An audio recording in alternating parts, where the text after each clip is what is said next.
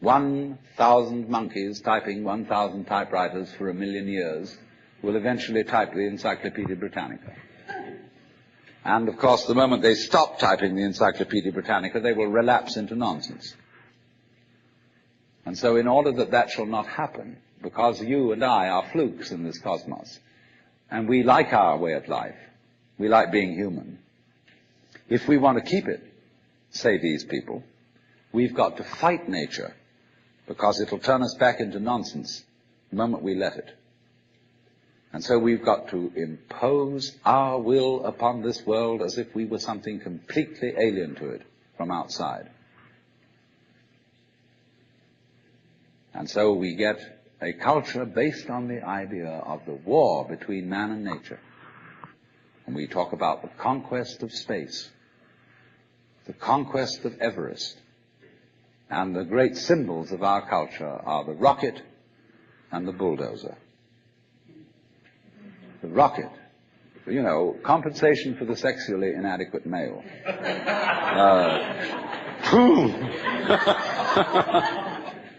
So we're going to conquer space.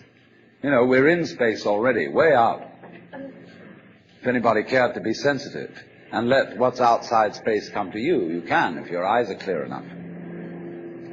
Aided by telescopes, aided by radio astronomy, aided by all the kind of sensitive instruments we can devise. We are as far out in space as we're ever going to get. But, you know, sensitivity isn't the pitch. Especially in the WASP culture of the United States, we define manliness in terms of aggression. You see, because we're a little bit frightened as to whether we are really men. And so we put on this great show of being a tough guy. It was completely unnecessary. You know, if you have what it takes, you don't need to put on that show. You don't need to beat nature into submission. Why be hostile to nature? Because after all, you are a symptom of nature. You, as a human being, you grow out of this physical universe in just exactly the same way that an apple grows off an apple tree.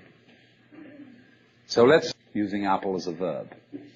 And a world in which human beings arrive is a world that peoples. And so the existence of people is symptomatic of the kind of universe we live in. Just as spots on somebody's skin are symptomatic of chickenpox. But we have been brought up by reason of our two great myths, the ceramic and the fully automatic, not to feel that we belong in the world. So our popular speech reflects it. We say, I came into this world. You didn't. You came out of it. We say, face facts. We talk about encounters with reality, as if it was a head-on meeting of completely alien agencies, and the average person has the sensation that he is a somewhat that exists inside a bag of skin, a center of consciousness, which looks out at this thing, and what the hell is it going to do to me? You see? I recognize you. You kind of look like me, and I've seen myself in a mirror, and you look like you might be people. So maybe you're intelligent, maybe you can love too. And perhaps you're all right. Some of you are anyway. If you've got the right color of skin, or you have the right religion, or whatever it is, you're okay. But there are all those people over in Asia, Africa, and they may not really be people. When you want to destroy someone, you always define them as unpeople. Not really human. Monkeys may be, idiots may be, machines may be, but not people. But we have this hostility to the external world because of the superstition, the myth, the absolutely unfounded theory that you yourself exist only inside your skin. Now, I want to propose another idea altogether. And other astronomers, they say there was a primordial explosion, an enormous bang millions of years ago, billions of years ago, which flung all the galaxies into space. Well, let's take that just for the sake of argument and say that was the way it happened. It's like you took a bottle of ink and you threw it at a wall. Smash, and all that ink spreads. And in the middle, it's dense, isn't it? And as it gets out on the edge, the little droplets are finer related patterns. See? So in the same way, there was a big bang in the beginning of things, and it spread. And you and I, sitting here in this room, as complicated human beings, are way, way out on the fringe of that bang. We're the complicated little patterns on the end of it. Very interesting. But so we define ourselves as being only that. If you spin, you define yourself as a little curlicue, way out on the edge of that explosion, way out in space and way out in time. Billions of years ago, you were a big bang. But now you're a complicated human being.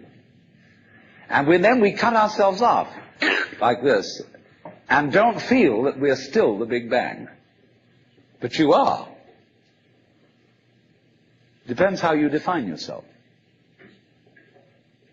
You are actually, if this is the way things started, if there was a Big Bang in the beginning, you're not something that is a result of the Big Bang on the end of the process. You are still the process. You are the Big Bang, the original force of the universe, coming on as whoever you are. See, when I meet you, I see not just what you define yourself as, Mr. So-and-so, Miss So-and-so, Mrs. So-and-so. I see every one of you as the primordial energy of the universe coming on at me in this particular way. I know I'm that too. But we've learned to define ourselves as separate from it.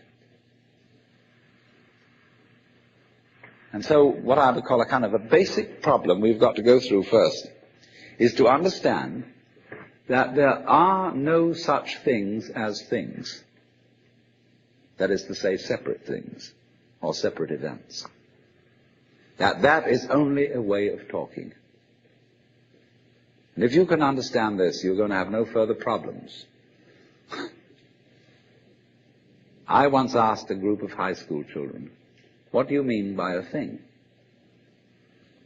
And first of all, they gave me all sorts of synonyms. They said it's an object, which is simply another word for a thing. It doesn't tell you anything about what you mean by a thing. And finally, a very smart girl from Italy who was in the group said a thing is a noun. And she was quite right. A noun isn't a part of nature, it's part of speech. There are no nouns in the physical world. There are no separate things in the physical world either. See, the physical world is wiggly. The clouds, mountains, trees, people are all wiggly.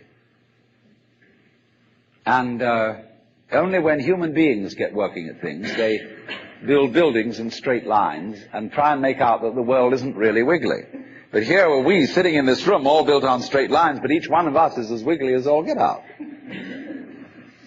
Now then, when you want to get control of something that wiggles, it's pretty difficult, isn't it?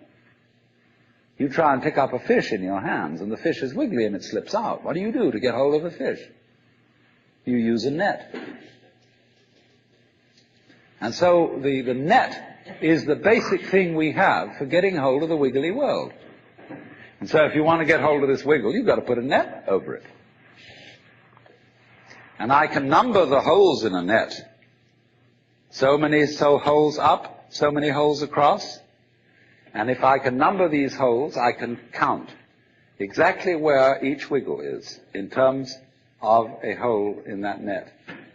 And that's the beginning of calculus, the art of measuring the world. But in order to do that, I've got to break up the wiggle into bits. And I've got to call this a specific bit, and this the next bit of the wiggle, and this the next bit, and this the next bit of the wiggle. And so these bits are things or events. Bits of wiggles, which I mark out in order to talk about the wiggle, in order to measure it, and therefore in order to control it. But in nature, in fact, in the physical world, the wiggle isn't bitted. Like you don't get a cut-up fryer out of an egg. But you have to cut the chicken up in order to eat it. You bite it. But it doesn't come bitten.